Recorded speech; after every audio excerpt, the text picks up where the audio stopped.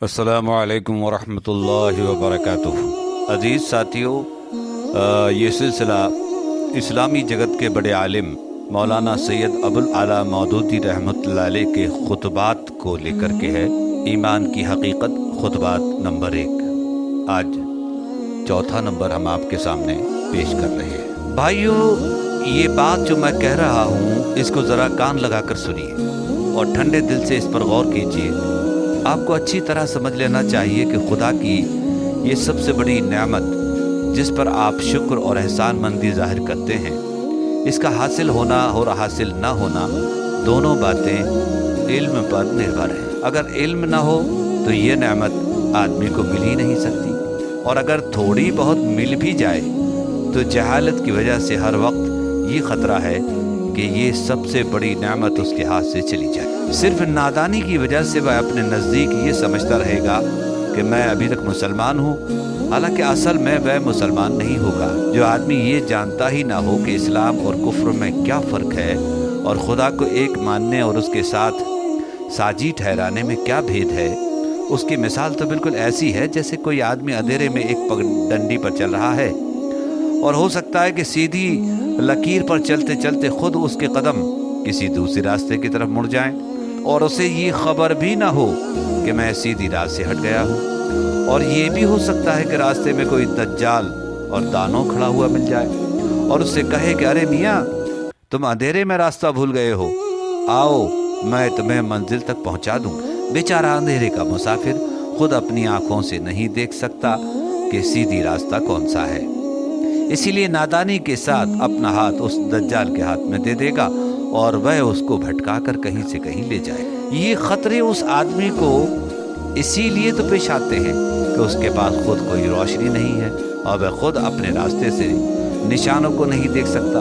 अगर उसके पास रोशनी मौजूद हो तो जाहिर है कि ना वह रास्ता भूलेगा और ना कोई दूसरा उसको भटका सकेगा।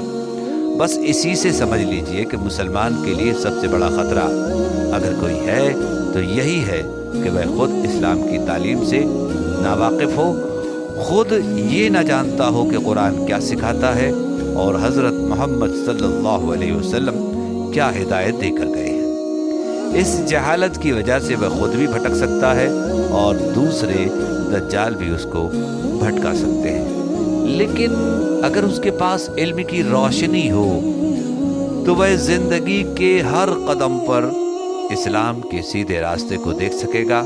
हर कदम पर कुफ्र, शिर्क, गुमराही और बदकारी और गुनाह के जो टेढ़े रास्ते बीच में आएंगे उनको पहचान कर उनसे बच सकेगा। और जो कोई रास्ते में उसको बहकाने वाला मिलेगा तो उसकी 2-4 बातें ही सुनकर वह खुद ही समझ जाएगा कि वह बहकाने वाला आदमी है, उसकी पैरवी नहीं करती। इल्म की अहमियत को हम जानने की कोशिश करें। भाइयों, ये इल्म जिसकी ज़रूरत मैं आपसे बयान कर रहा हूँ, इस पर आपके और आपकी औलाद के मुसलमान होने और मुसलमान रहने का दारोमदार है। ये कोई मामूली चीज़ नहीं है कि इससे बेपरवाही की जाए। आप अपनी खेती बाड़ी के काम में गफलत नहीं करते, अपनी फसलों को पानी देने और उनकी देखभाल करने में गफलत नहीं करते, अपने मवेशियों को चारा देने में गफलत नहीं करते, अपने पेशे के कामों में गफलत नहीं करते, सिर्फ इसलिए कि अगर गफलत करेंगे तो भूखे मर जाएंगे, जान जैसी प्यारी चीज़ चली जाएगी। फिर मुझे बताइए कि उस इल्म के हासिल करने में गफलत क्यों करते हैं जिस पर आपके मुसलमान बनने, मुसलमान रहने का दारोमदार है। क्या इसमें ये ख़तरा नहीं है कि ईमान जैसी प्यारी चीज़ चली जाएगी? क्या ईमान जान से ज़्यादा प्यारी चीज़ नहीं है?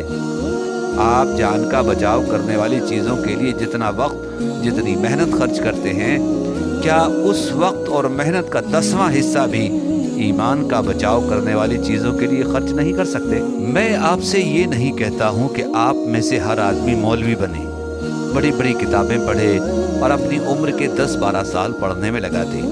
मुसलमान बनने के लिए इतना पढ़ने की ज़रूरत नहीं है। मैं सिर्फ ये चाहता हूँ कि आप में से हर आदमी दिन रात के 24 घंटों में से सिर्फ 1 घंटा दीन का इल्म सीखने में खर्च करें।